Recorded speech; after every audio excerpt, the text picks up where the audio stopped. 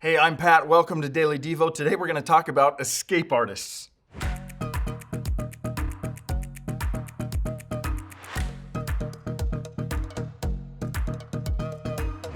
Most, if not all of you, have heard of this guy named Houdini. He became world renowned as the greatest escape artist. They would put him in a straitjacket and have chains and padlocks and throw him underwater, and somehow he would escape. He was the escape artist. Well, I would suggest that there are actually some similarities between Houdini and Jonah. And there are some similarities between Jonah and you and me. Like Houdini, Jonah was an escape artist. Jonah was a runner. Remember the story, God comes to Jonah and tells him to go to Nineveh, and he runs the opposite direction. But now we find ourselves in chapter 2, verse 1. Let me read the verse. It says, "Then Jonah prayed to the Lord his God from," underline these words, "inside the fish." Notice where Jonah is. Notice who Jonah is now talking to. Isn't it interesting that no one in despair cries out to the things they've been chasing? No one in despair says, "Oh, money, save me. Oh, car, get me out of this. Oh, sex, help me. Oh, career, rescue me."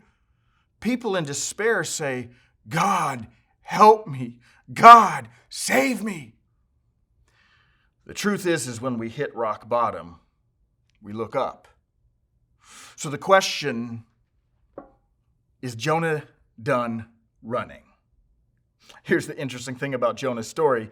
If you read it carefully, you will notice that even when Jonah is crying out to God for him to save him, he's still running in some fashion.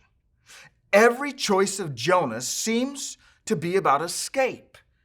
Even here in chapter 2, verse 1, we see him crying out in desperation, but it's all about getting out of his desperate situation. It's about escape. He's like the great Houdini. The question is, did Jonah ever stop running? I suppose the answer is kind of, but not really. And yet, as we will see, God hears Jonah's cry for help and delivers him. What love! No wonder Paul would later write these words in Ephesians, "I pray that you may have power to grasp how wide and long and high and deep is the love of Christ, and to know this love that surpasses all knowledge." I'm assuming most of you listening to this decided at some point to stop running. But if we're completely honest, there are times that we still run.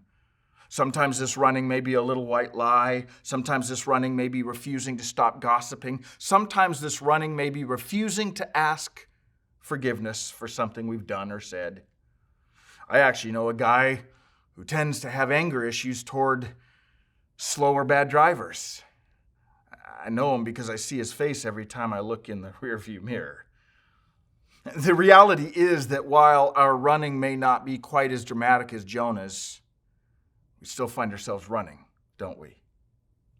Aren't you glad we have a God who still pursues us? Listen again to Paul's words in Ephesians chapter 3.